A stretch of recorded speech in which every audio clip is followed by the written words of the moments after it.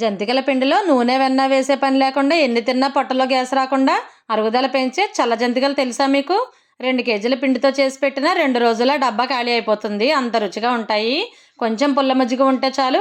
First time జంతికలు వండే వాళ్ళకైనా ఈజీగా చేసేసుకోవచ్చు. రెసిపీ కోసం ఒక పెద్ద గిన్నెలో 2 కప్పుల పొడి బియ్యం పిండి వేసి స్పూన్ కారం, స్పూన్ ఉప్పు, పెద్ద స్పూన్ నువ్వులు కానీ వాము కానీ వేసుకుని మొత్తం పిండి అంతా ఒకసారి కలిపిన తర్వాత పులిసిన పెరుగు కలుపుకోవాలి.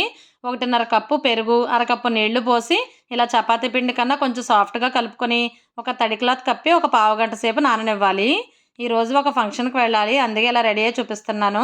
మనం ఎంత మంచి చీర కట్టుకొని రెడీ అయినా చేతులకు మంచి బ్యాంగిల్స్ లేకపోతే అస్సలు అందం ఉండదు కదా. నాకు గాజులు మార్చుకోవాలంటే చాలా బద్ధకం. కానీ ఇన్స్టాగ్రామ్లో రీల్స్ చూస్తుంటే హ్యాండ్మేడ్ బ్యాంగిల్స్ అని ఒక పేజీలో చూసిన గాజులు చూసి మనసు పారేసుకున్నాను. నా దగ్గర ఉన్న మంచి శారీస్ పైకి లుక్ బాగుంటుందని ఈ హ్యాండ్మేడ్ బ్యాంగిల్స్ ఆర్డర్ చేశా. బ్యాంగిల్స్ చూడగానే ఎంత బాగున్నాయో మీరే చూడండి. చేతులకు వేసుకోగానే మొత్తం లుక్కే మారిపోయింది.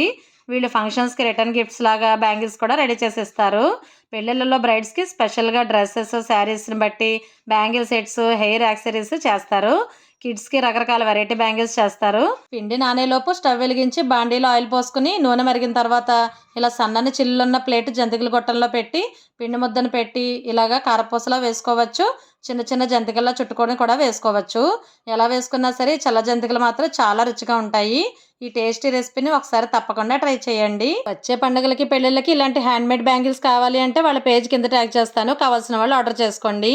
నా జంతికలు ఫస్ట్ టైం చేయించుకున్న హ్యాండ్మేడ్ బ్యాంగిల్ సెట్స్ ఎలా ఉన్నాయో తప్పకుండా కామెంట్ పెట్టి మన పేజ్ని ఫాలో చేసేయండి.